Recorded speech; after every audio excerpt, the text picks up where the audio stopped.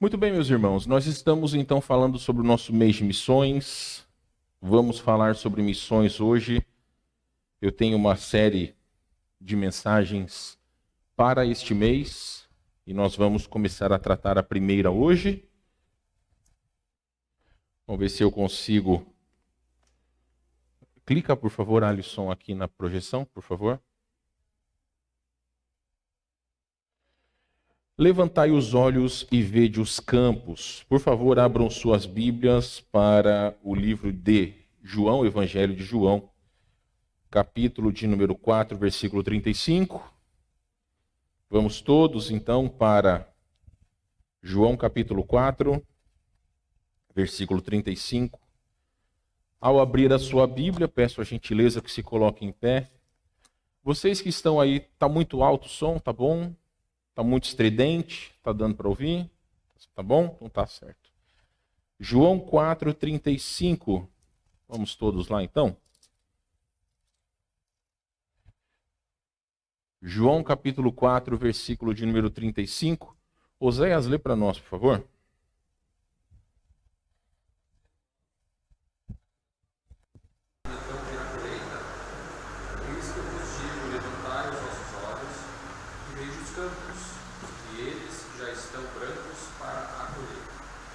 Muito bem.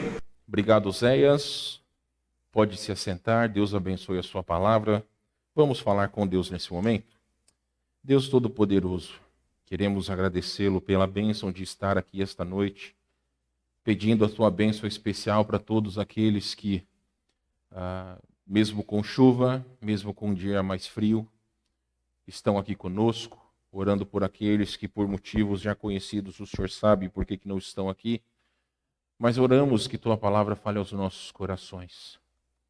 Que o Santo Espírito nos mova a verdadeiramente levantar os nossos olhos, a sermos diferentes, a entendermos, ó Deus, o porquê que nós estamos neste mundo.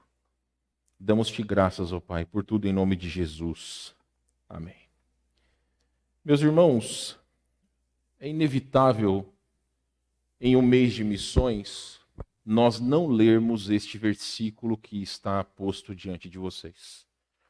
Versículos assim como esse, ou Mateus capítulo 9, versículo 36 em diante, que fala que Jesus viu as multidões, compadeceu-se delas porque estavam aflitas e exaustas, como ovelhas que não têm pastor. E outras passagens que sempre vão nos remeter sobre a importância de nós olharmos missões como o nosso Senhor olhou missões. Antes, irmãos, de nós adentrarmos propriamente dito as questões que esse texto nos ensina, as lições que esse texto nos ensina, aqui no capítulo 4, versículo 35 de João, Jesus está tratando de deixar os seus discípulos conscientes do grande aspecto da vida. O que nós cristãos devemos nos preocupar principalmente? Sobre as coisas de natureza espiritual ou as coisas de natureza material?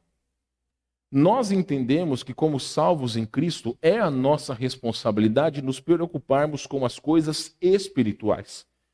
Jesus estava conversando com uma mulher e explicando para ela sobre a importância do novo nascimento, de reconhecer quem era o Messias, mas os seus discípulos estavam preocupados com o quê? Veja comigo o versículo de número 8 do próprio capítulo 4. Guilherme, abaixa mais um pouco, por favor. É o primeiro aqui, ó. Isso, na caixa. Eu creio que agora um pouquinho mais.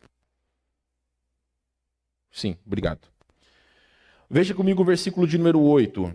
A palavra de Deus vai dizer o seguinte: pois seus discípulos tinham ido à cidade para comprar alimentos. Alimentos são importantes? Sim, muito importantes. Mas é muito interessante que no decorrer desse texto nós vamos entender que Jesus ficou naquele lugar, anunciando o evangelho àquela senhora. Olha os seus discípulos aqui no versículo de número 27, vai um pouquinho para frente. O versículo 27 vai dizer o seguinte: neste ponto chegaram seus discípulos e se admiraram de que estivesse falando com uma mulher. Todavia nenhum lhe disse: que perguntas? Ou por que falas com ela? Versículo de número 31. Nesse ínterim, os discípulos lhe rogavam, dizendo: Mestre, come. E versículo 33. Diziam os seus discípulos uns aos outros: ter-lhe-ia porventura alguém trazido o que comer?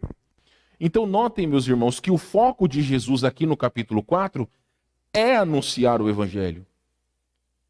É verdadeiramente fazer com que aquela mulher, mesmo em meio a todos os problemas da sua vida, o pecado ou os pecados que genuinamente ela estava vivendo, porque ela já estava no seu quinto marido, mas Jesus estava preocupado com a sua alma. E os seus discípulos estavam preocupados com a comida, estavam preocupados com quem ele estava conversando, o que ele estava fazendo. Então nós vemos que existem aqui dois grupos de pessoas com focos diferentes. Meus queridos, os discípulos precisavam se concentrar em coisas espirituais porque elas são mais importantes. Eu tenho plena convicção que todos vocês vão concordar comigo que se nós falarmos sobre coisas espirituais, sempre elas terão a primazia, ou pelo menos devem ter a primazia nas nossas vidas. Na nossa mente, como um salvo em Cristo, nós vamos apontar sempre as coisas espirituais como primeiras. Só que nem sempre a prática condiz com as nossas palavras. Às vezes nós, como os discípulos, somos culpados da mesma miopia. Por quê? Porque facilmente nós nos agarramos às coisas materiais. Facilmente, meus irmãos, nós fechamos os nossos olhos para as questões espirituais e nós nos focamos em coisas que são triviais. Se nós entendêssemos que todas as coisas que ocorrem conosco fazem parte do plano perfeito de Deus para a salvação de pessoas, muitas vezes nós seríamos muito mais felizes e agradecidos pelas questões que Deus faz e permite nas nossas vidas. Mas de todas as maneiras, meus irmãos, é muito importante destacar o seguinte: há muitas áreas em que temos necessidade de levantar os olhos ou alargar os nossos horizontes, mas nenhuma é mais importante do que o evangelismo. E eu vou explicar para vocês por quê. E eu quero a sua atenção nisso que eu vou apresentar aqui.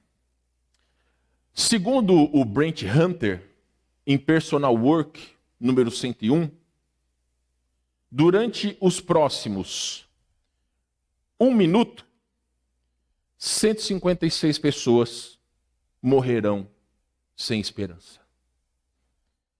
Na próxima hora, 9.360 pessoas vão morrer sem esperança. No próximo dia, nas próximas 24 horas, 224.640 pessoas morrerão sem esperança. Nos próximos 7 dias, na próxima semana, 1.572.480 pessoas morrerão sem esperança. No próximo ano, 81.768.960 pessoas vão morrer sem esperança. Nos próximos 2,6 segundos, alguém vai morrer sem Cristo.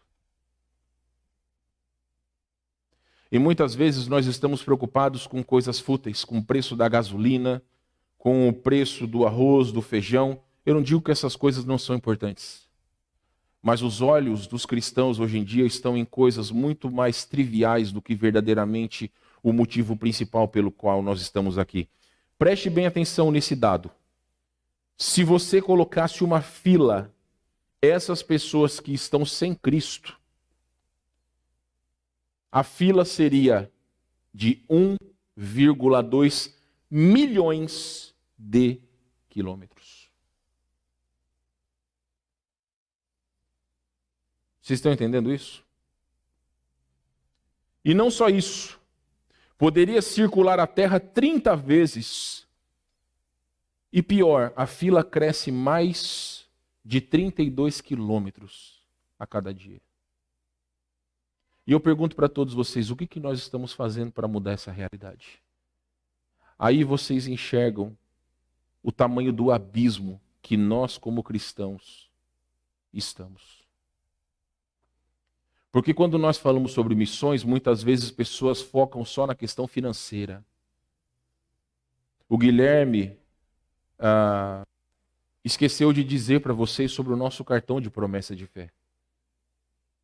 As ofertas para missões são voluntárias. Só que todos aqueles que se comprometem com ofertar para missões, eles não vão ofertar só o seu dinheiro. Eles vão ofertar a sua vida, eles vão ofertar o seu tempo. Eu pergunto para vocês, irmãos, dentro da realidade que nós vivemos, esses números, eles podem estar errados, mas isso é para nós termos uma base daquilo que ocorre segundo, minuto, hora, dia, semana, mês e ano. Meus irmãos, nós não entendemos sobre a gravidade de pessoas irem para o inferno. Existem muitos crentes que estão totalmente confortáveis nos seus lugares, nos bancos da igreja, nos sofás da sua casa, entendendo que já são salvos em Cristo, mas pouco se lixando para as almas perdidas. Então nós estamos em um mês onde é muito importante a conscientização, não só das questões financeiras, mas principalmente daquilo que nós estamos fazendo em relação a Cristo. Esse mundo é muito grande, é muito vasto. Nós estamos muitas vezes preocupados com a Ucrânia e verdadeiramente nós devemos orar pelos ucranianos. Mas nós esquecemos que diariamente pessoas morrem. Hoje, se você abrir os grandes portais do Brasil, está dizendo que pessoas morreram no Rio de Janeiro porque novamente uma chuva muito forte fez com que um barranco ou alguns barrancos viessem a cair. Eu estava vendo que numa família, numa senhora que tinha 7 filhos, morreu a senhora, 6 filhos e o 7º está em estado grave. E eu pergunto para vocês, será que alguém falou de Cristo para essas pessoas? Meus irmãos, quando nós vamos falar sobre isso, quando nós olhamos os cristãos do primeiro século, porque verdadeiramente eles são a base da nossa vida cristã. Eles são um exemplo supremo, porque eles tinham recém conhecido o Senhor Jesus Cristo, tanto o seu ministério quanto ele ressurreto. A igreja havia se estabelecido e ido para alguns lugares do mundo, e nós víamos que pessoas, mesmo à custa das suas vidas, elas anunciavam o evangelho. Existe um negócio que eu não vou me aprofundar, que ao meu ver é diabólico, chamado hipercalvinismo, aonde muitas pessoas ficam sentados nos seus bancos dizendo, se pessoas são salvas, eles vão chegar na igreja. Só que nós temos vários versículos que nos remetem à ordem de nós anunciarmos o evangelho. Mas qual é o grande problema? O grande problema é que nós estamos preocupados com a nossa vida, com os nossos pecados, com os nossos afazeres, deixando de sermos instrumentos nas mãos do nosso Senhor. Então, meus irmãos, eu quero usar com vocês hoje verdadeiramente 3 exemplos de como eram os crentes, ou o foco do cristão no primeiro século, sobre um contraste das oportunidades que nós temos e muitas vezes nós não usamos, e verdadeiramente porque nós fazemos tão pouco. E nós vamos trabalhar dentro dessas questões hoje, porque mais para frente nós vamos ver sobre de que forma que nós podemos ter um coração disposto a servir ao nosso Deus. Então, primeiramente, eu quero trazer algumas questões sobre o foco do cristão no primeiro século. Por gentileza, abram suas Bíblias para o livro de Atos, capítulo 8, versículos de 1 a 4. Vamos lá?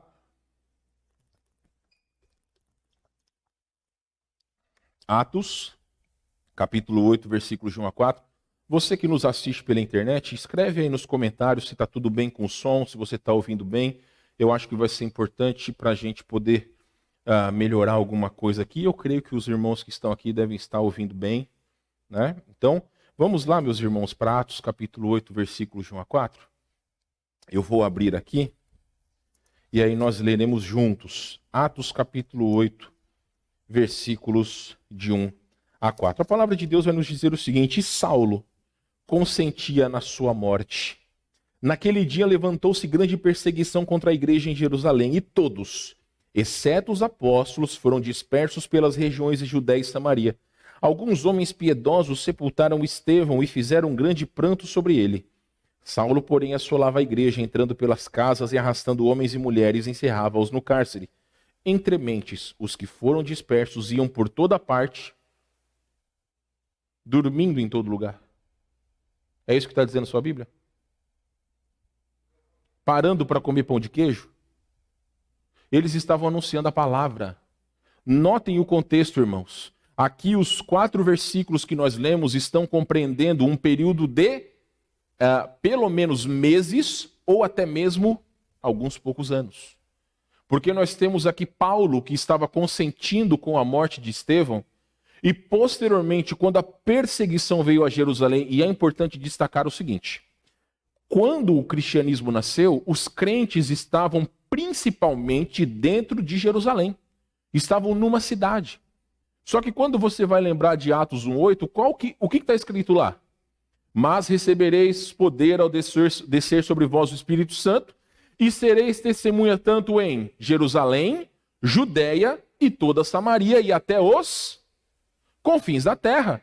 Só que os crentes estavam confortáveis, e eu não acho que é errado dizer isso, eles estavam confortáveis tendo a sua união em Jerusalém. Porque nós temos várias passagens que mostram que eles estavam unidos. A união é importante? É. Só que a perseguição veio fazer com que eles pudessem ir para todos os cantos do império naquela época. Porque naquele momento, se você se declarasse cristão, você era preso, você era açoitado, e algumas vezes era como aconteceu com Estevão, apedrejado. Ser perseguido é ruim? É péssimo, mas foi o instrumento de Deus para que outras pessoas pudessem ouvir de Cristo. E aqui nós vemos que aqueles irmãos, dentro das possibilidades que eles tinham, eles não pararam de anunciar o evangelho. Mesmo em meio a todas as questões que eram contrárias àquilo que eles criam sobre o que era fé, ou o que era cristianismo, eles pregaram o evangelho. Eles não pararam de anunciar o evangelho. Meus irmãos, vamos fazer um quadro aqui.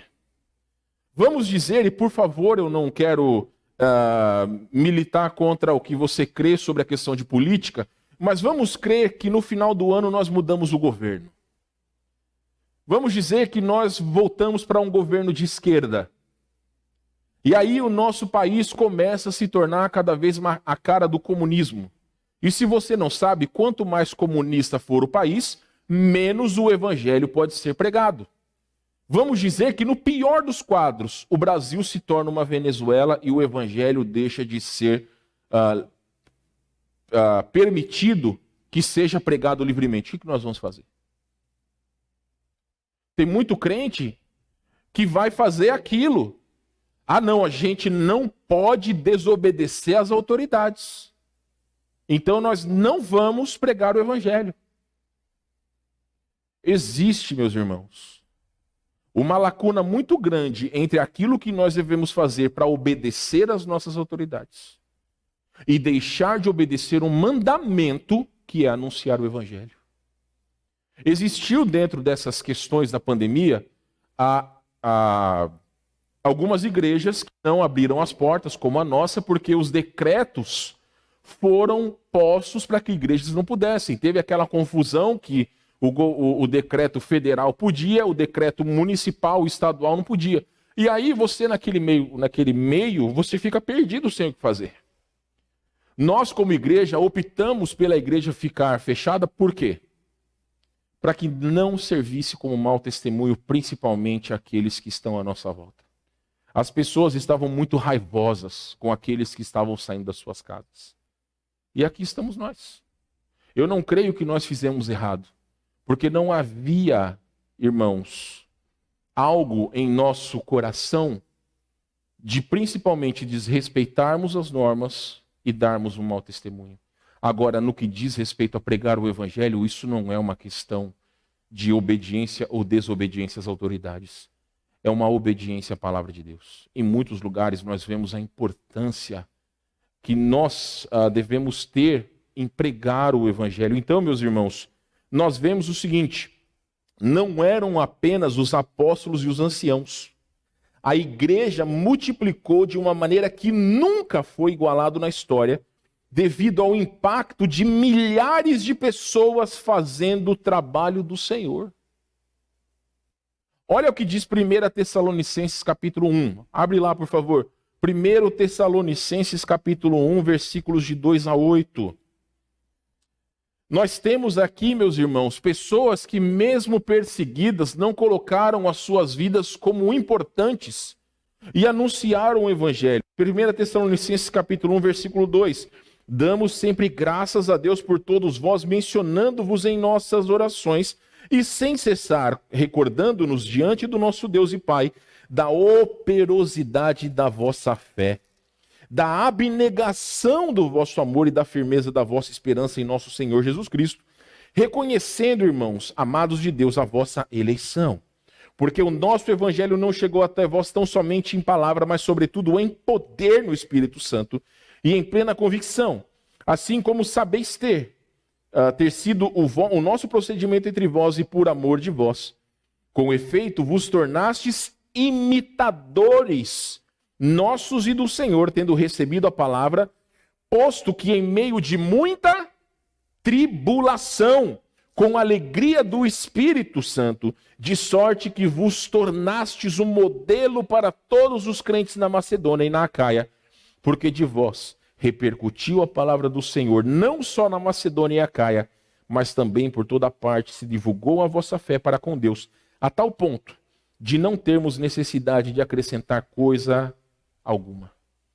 Então nós vemos um povo, nós vemos uma igreja, que mesmo em meio a situações adversas, nasceu, cresceu e tornou-se modelo de fé a todos aqueles que estavam à volta deles.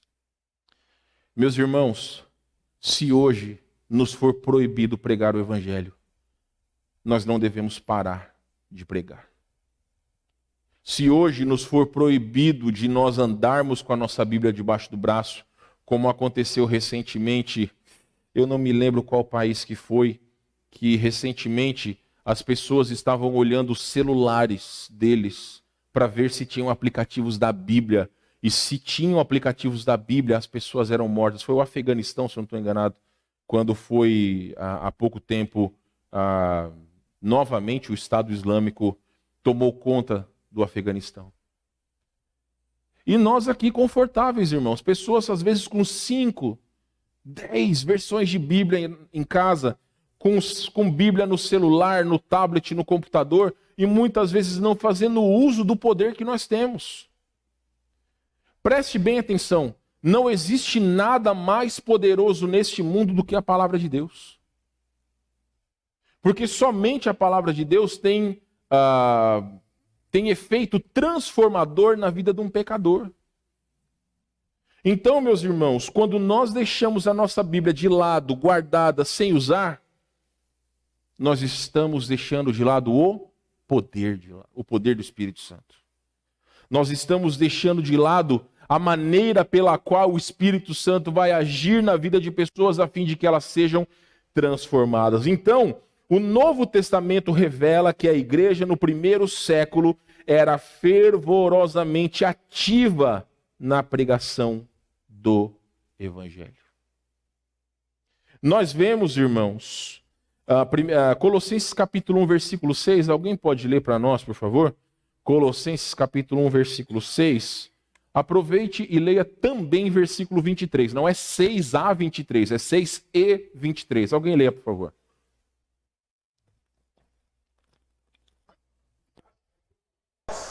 Como também está em todo mundo, e já vai frutificando, como também entre vós, desde o dia em que ouvistes e conhecestes a palavra de Deus em verdade, se, na verdade, permaneceres fundados e firmes na fé, e não vos moverdes da esperança do Evangelho que tendes ouvido, o qual foi pregado a toda criatura que há debaixo do céu, e do qual eu, Paulo, estou feito ministro. Meus irmãos, nós vemos que os colossenses, eles começaram como uma pequena congregação, mas logo eles cresceram.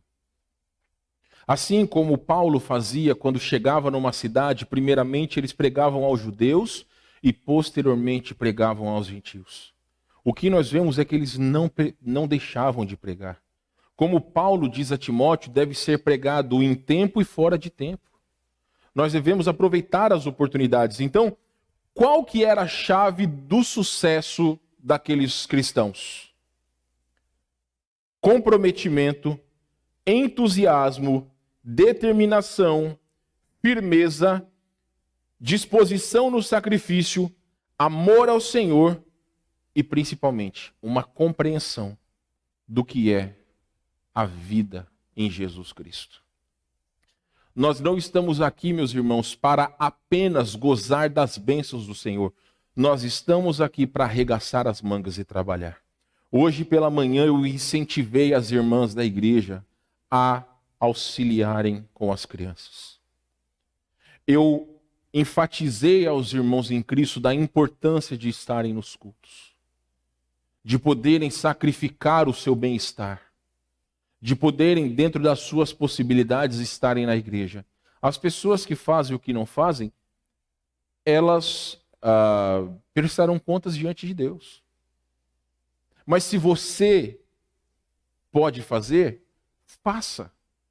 Porque se nós tivermos uma gama de pessoas que não querem fazer, a coisa não vai andar. Nós vamos sobrecarregar alguns poucos que querem fazer. E esse é o grande problema. Não adianta nós termos uma igreja com várias pessoas que não querem fazer nada. Mais vale a pena ter uma igreja pequena, com crentes fiéis e ativos, do que ter uma igreja grande com pessoas que não querem fazer nada.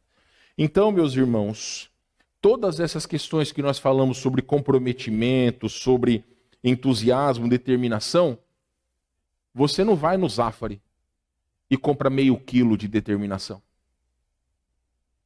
Você não vai no Big e compra 1 quilo de comprometimento. São coisas que devem nascer aqui, em cada um de nós. São situações que os nossos olhos verdadeiramente devem enxergar. O que Cristo disse aos seus discípulos é: levantai os olhos e vede os campos. Se nós não temos visto a necessidade que nós falamos aqui, é porque nós estamos falhos em levantar os nossos olhos, em enxergar a necessidade das pessoas que estão ao nosso redor. Nós vivemos numa cidade de pelo menos 2 milhões de habitantes. E muitas vezes, se nós fizéssemos aqui uma pesquisa entre os cristãos dentro da igreja que já levaram uma pessoa a Cristo, eu duvido que metade de vocês já tiveram o privilégio de levar a pessoa a Cristo. Se nós perguntássemos para quantas pessoas você falou de Cristo, entregou um folheto, convidou para vir o culto, eu duvido que metade de vocês fez isso, irmão. Porque nós estamos preocupados com as nossas dívidas, com as questões de casa, com a briga com o marido, com a briga com a esposa, com a briga com o vizinho. Estamos preocupados com as finanças, o governo, o nosso time de futebol. Estamos preocupados com a Copa do Mundo. Nós estamos preocupados com N coisas. Mas não estamos preocupados com a salvação de almas. E aí, meus irmãos, em segundo lugar, nós vimos primeiramente o foco dos cristãos no primeiro século. Agora nós vamos ver o contraste das nossas oportunidades. Porque, considera o seguinte: as oportunidades eram limitadas no primeiro século. Eu não estava lá, vocês não estavam lá. O que nós temos são os historiadores que contam como era a vida no primeiro século. Nós sabemos que havia falta de transporte. Não existia ônibus que passava na frente das igrejas. Não existia isso. A falta de comunicação. Hoje, se eu quero conversar com um de vocês, manda uma mensagem no WhatsApp, chega imediatamente no seu celular. Eles tinham, irmãos, situações que nós não temos hoje, como até mesmo uma questão de saúde melhor, porque eu entendo que a comida que nós comemos hoje, por mais fartura que nós temos, ela não é tão saudável como era antes por conta de todas as questões de agrotóxico e por mais, enfim. Mas só pelas questões de transporte e comunicação que nós temos, nós já estamos anos-luz daquelas daquelas pessoas no primeiro século. Olha, não faça como eu esqueci de colocar o meu celular no silencioso. Pronto, coloquei. Meus irmãos, quão grande e formidável é o nosso mundo em relação ao deles. Hoje em dia existem algumas barreiras raciais que são terríveis, mas não são como eram naquela época. Hoje em dia a gente brinca com os argentinos, mas se você conhece algum argentino, você não vai tratar mal. Naquela época, os judeus verdadeiramente detestavam os gentios. Poucas vezes existia uma verdadeira comunhão com os gentios. Quando foram cristãos, algumas barreiras verdadeiramente caíram. Mas nós estamos estudando o livro de Gálatas, já estamos na reta final, entendendo que alguns judeus iam nas igrejas dos gentios dizer que eles deveriam ter práticas de judeus para serem salvos. Hoje em dia nós não temos isso. Vocês, mulheres, eu continuo dizendo, vocês, mulheres, devem dar graças a Deus, porque somente no cristianismo é que todos nós somos iguais. Em outras religiões, as mulheres são inferiores aos homens. Jesus sempre demonstrou que as pessoas eram iguais diante de Deus. É claro que na questão cultural, existe sim, naquela época, existia uma barreira muito grande e as mulheres tinham muitas dificuldades. E hoje vocês podem fazer muitas coisas, irmãs. Coisas que não podiam naquela época. Você não precisa abrir a sua Bíblia, mas 1 Coríntios capítulo 1, versículo 26 vai dizer que muitas pessoas não tinham muitas posses. As pessoas que eram consideradas verdadeiramente ícones daquele tempo eram pessoas de posses. E muitos cristãos, quando nós vemos em 1 e 2 Coríntios, eram pessoas que não eram ricos, que dentro das suas possibilidades ainda estavam auxiliando a obra de Deus. Então, meus irmãos, quando nós olhamos os avanços que nós temos no transporte, olha só, temos Uber hoje em dia, os aplicativos de transporte. Antigamente você pagava quase que um membro do seu corpo por andar de táxi, dependendo do lugar que você fosse. Hoje em dia você pode pegar um aplicativo rápido e ir para algum lugar. Nós temos liberdade para andar no mundo inteiro, pelo menos em boa parte do mundo. Nós somos abençoados em abundância nas questões econômicas. Podia ser melhor? Podia, mas ainda assim é diferente. Então, irmãos, nós podemos dizer que em detrimento, ou pelo menos diferentemente daquelas pessoas, hoje nós vivemos numa época que as facilidades estão há anos-luz daquilo que era no passado. Mas o que nós notamos é que quanto mais facilidade nós temos, mais fracos espiritualmente nós ficamos. Não fazem muitos séculos que as pessoas começaram a ter Bíblias nas suas mãos. Hoje nós temos a palavra de Deus completa. Nós podemos ler de Gênesis a Apocalipse. Naquela época as pessoas tinham partes do Antigo Testamento e consideravam a carta dos apóstolos como a palavra de Deus. E o que nós fazemos? Não fazemos uso verdadeiro daquilo que nós temos. Meus irmãos, a pergunta que não quer calar: por que nós fazemos tão pouco? Por que nós fazemos tão pouco? Primeiramente, por falta, ou pelo menos por causa da nossa falta de empenho, entusiasmo e confiança nas nossas habilidades, ou até mesmo energia contra até mesmo a preguiça. São coisas que verdadeiramente nos atrapalham. Mas é esse o verdadeiro problema? Não. O verdadeiro problema está em não levantar os olhos. O verdadeiro problema está em agir indiferente às necessidades espirituais das pessoas que estão ao nosso redor. Aconteceu exatamente isso com os apóstolos quando estavam com Jesus. E acontece exatamente a mesma coisa com todos nós.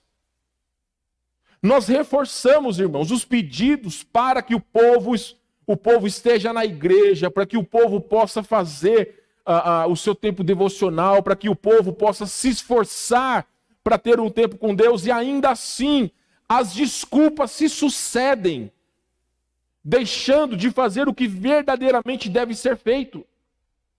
Se você for olhar, na semana passada, quando eu fui levar o Edson e sua família para sua casa, nós passamos na frente de uma denominação cujo as suas doutrinas eram totalmente distorcidas. Doutrina que coloca principalmente o crente dentro da igreja por obrigação, por conta de que se ele não estiver lá, ele vai perder a salvação. Sabe o que aconteceu? A igreja estava lotada. A igreja estava lotada de pessoas. Sabe por quê? Porque eles não entendem que a vida cristã deve ser vivida voluntariamente. Mas eles entendem que se eles não estiverem na igreja, eles vão perder a salvação.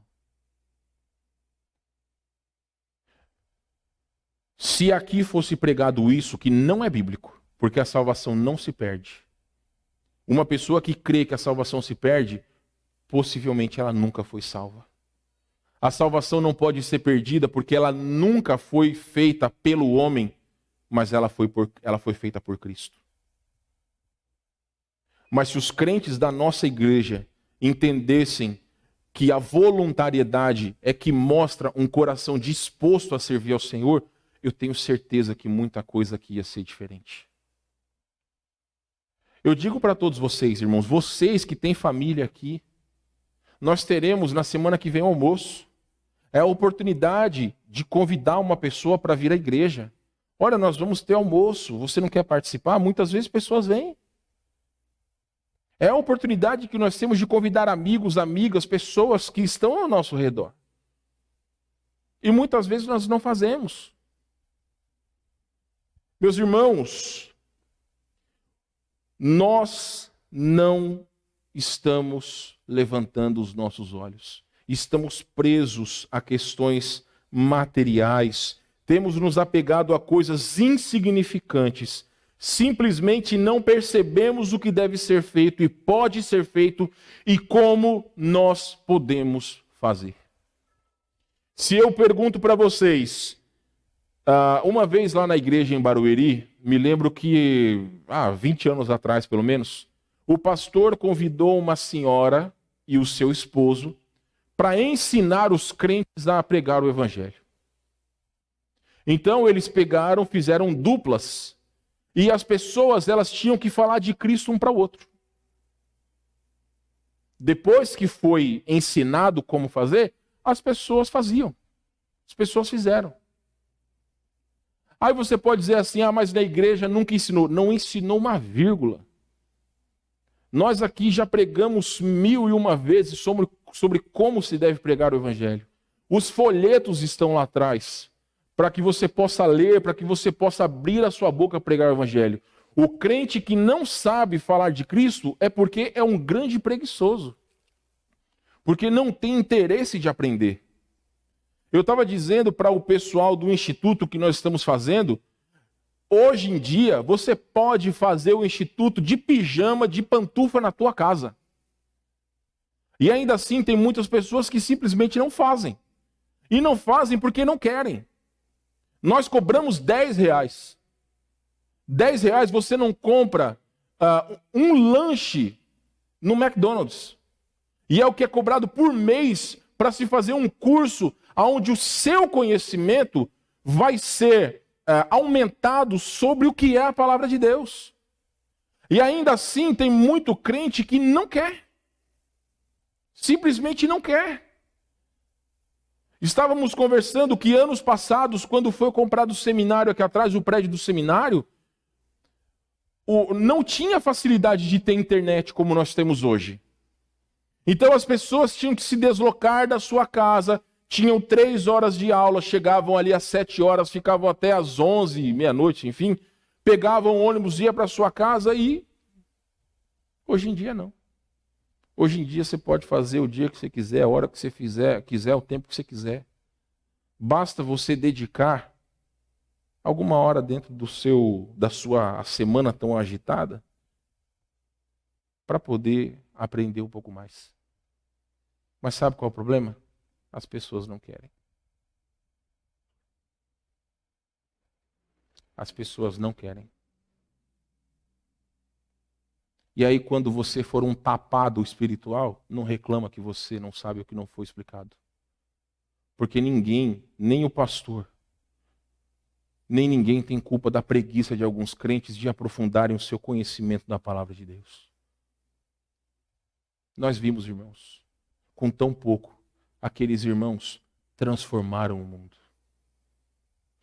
Os incrédulos, os fariseus, falaram que Paulo e a sua doutrina estavam transtornando o mundo.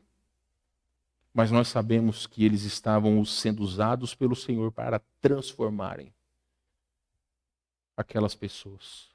E nós, irmãos, o que nós fazemos? Nós poderíamos muito bem enviar devocionais, versículos, pedidos de oração e tantas outras coisas para as pessoas, e a gente fica muitas vezes preocupado em ficar mandando meme, corrente, esses videozinhos que muitas vezes não tem nada a ver, de política. Então, o erro não está nos outros, o erro está em nós mesmos. O cristianismo está fadado ao fracasso hoje, não é por culpa de Jesus Cristo, mas é por culpa dos seus próprios seguidores. Para concluir, meus irmãos, eu quero dizer para vocês o seguinte: o problema é que verdadeiramente não é suficiente entender a verdade, nós devemos obedecer e aplicar nas nossas vidas. Não é só você ouvir, não é só ouvirmos, mas é permitir que isso entre na nossa mente, no nosso coração e colocar em prática. Também nós devemos levantar os olhos e ver os campos.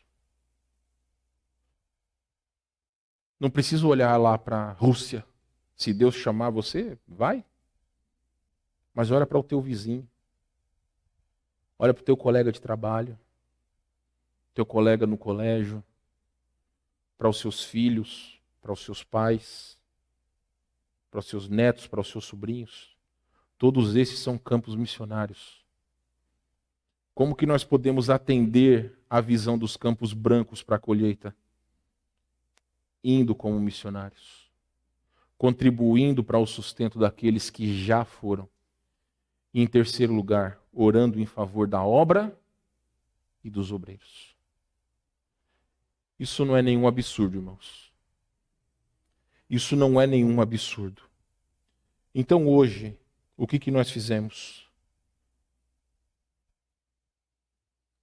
Nós enxergamos que existem muito mais facilidades hoje do que existia naquela época. E mesmo assim, os cristãos do primeiro século arregaçaram as suas mangas e fizeram.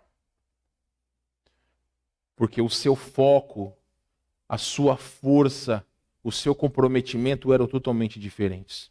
Esta igreja está, essa igreja, ela está presente, deixa eu voltar aqui. Essa igreja está presente nesses países. Não são só esses trabalhos. Não são só 5 projetos missionários, nós temos vários. Nós vamos fazer a revisão daquele quadro ali. Mas os países que nós estamos são esses. Só que existem muito mais campos.